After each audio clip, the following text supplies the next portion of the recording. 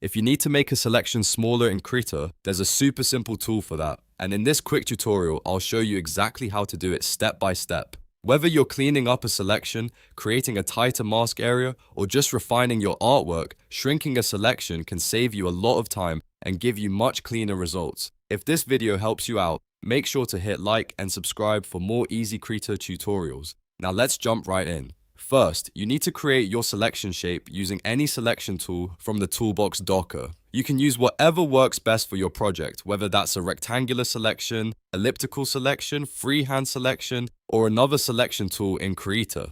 The important thing is just to make sure you already have an active selection on your canvas before moving to the next step. Once your selection is ready, go up to the top menu bar and click Select. This is where Krita keeps all of the selection-related commands, and it's also where you'll find the option to adjust your selection size without redrawing it from scratch. After clicking Select, look for Shrink Selection and click it.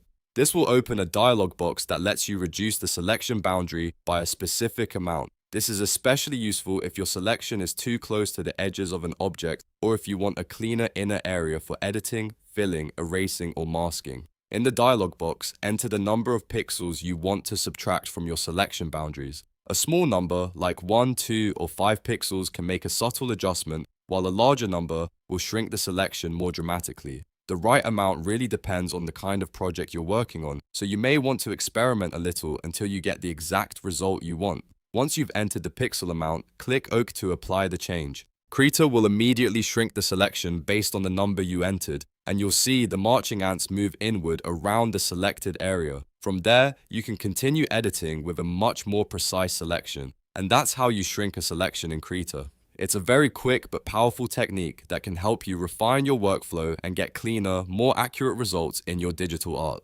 If this tutorial helped you, please give it a like, subscribe for more Krita tips, and let me know in the comments what other Krita features you want to learn next. Thanks for watching, and I'll see you in the next video.